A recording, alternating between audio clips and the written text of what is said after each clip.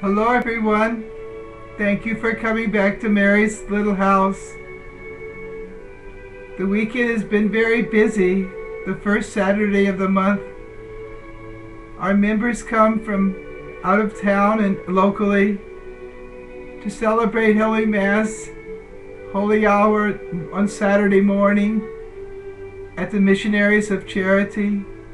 They prepare food for the poor, for those who stay in the shelter that the Missionaries of Charity, Mother Teresa's sisters, who keep them, women and children, and we prepare the food for that day for them. So it's very, very busy. So that's why you didn't have any YouTubes for these two for Saturday and Sunday. But I'm glad to be back with you. This afternoon, a very distraught, bereaved mother invited me for a memorial celebration of her 17-year-old daughter who had died from an overdose of over-the-counter drugs. I met her at the shrine of the Lady of Snows and tried to do what I can to help her. And after the funeral and everything, she was so gracious to remember me and invite me to this celebration of a memorial service in honor of her daughter for family and friends. It was held in a convent over in St. Louis, in an area that I was very unfamiliar with. Even though I had directions from the internet, I got lost royally, and I was so afraid I would be late. After stopping many times to ask directions, I almost accidentally found the place. It was just 2 minutes before 3 when it was supposed to start, when I parked my car in the driveway of the convent. I saw somebody on the grounds. I said, "Have they started yet?" And said, "No, they haven't." And I had 15 minutes to wait for the Mass to start, to visit the bereaved mother and her family members. The Lord, our Blessed Mother, really helped me find this place. If I could get lost, if there's a way to get lost, I'll find it. I was so moved by everything there. There were 2 priests celebrating of the same culture. They were from India, the beloved, holy, mystical India. The mother was very spiritual, very Catholic. She was just distraught for her daughters. She has two daughters and 1 son. And I understand all of them are very gifted intellectually. And I see their pictures and they're very lovely, especially in their Indian traditional wear. They're just beautiful, like Maharajas and princesses. She had a collage for her daughter. She called her beloved daughter and her princess. It was beautiful, the pictures when she was a baby in her arms to a lovely young, about to be graduate senior from a prestigious and beautiful school in St. Louis, Catholic school, Catholic Academy. When I was sitting there in the back row because I wanted everybody to have plenty of room, just started crying for her, for the daughter, for the whole tragic thing. The priest was so consoling. He reached out to the mother and to all of us. I told him afterwards that he was truly anointed. The Holy Spirit was with him. It were words of comfort that that he said, reflecting upon the scriptures, today's readings, how when we choose Christ, when we hear his word and do it, we make our foundation on Jesus. No matter what tragedy, no matter what things that happen in the world, the economy, all these things that we worry about, if we have Jesus, we have a rock foundation for our lives. And he put it in such a beautiful way, applying it to the bereaved mother and all the family and the friends that were there. It was just beautiful. Everything. I saw their traditional clothes.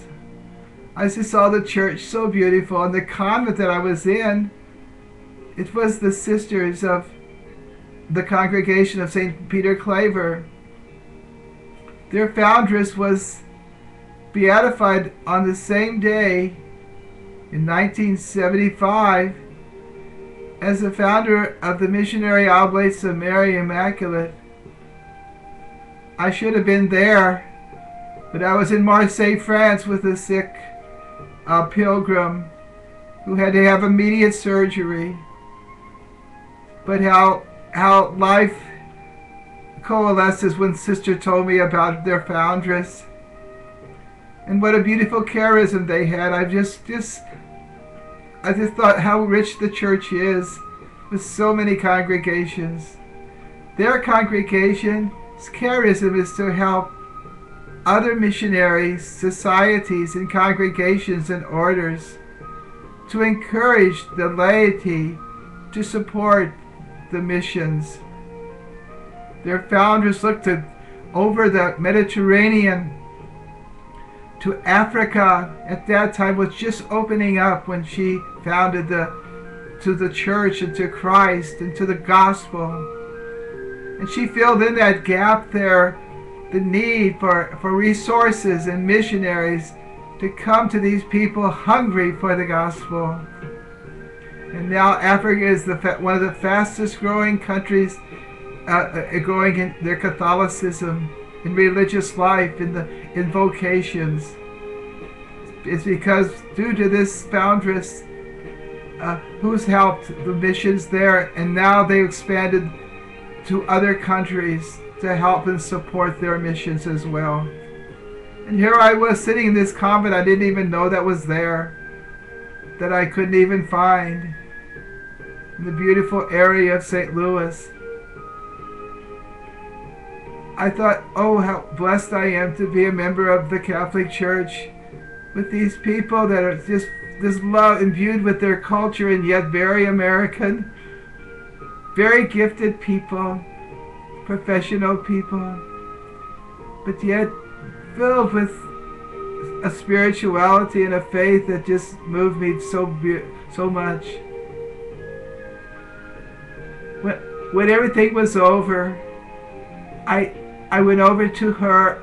I knew I had to be leaving early. And I told her, oh dear, the bereaved mother of the little daughter, that we were celebrating her death and life. I said, now, because I knew her before she shared some of her love for the Lord and our Blessed Mother. She says, now become a saint from this tragedy of your daughter. She is waiting for you. Become a saint now. She was a professional woman, well, highly professional. Now it's time for you to really put all your trust in Jesus, like Father said, and become a saint. And she just listened, if she was real quiet.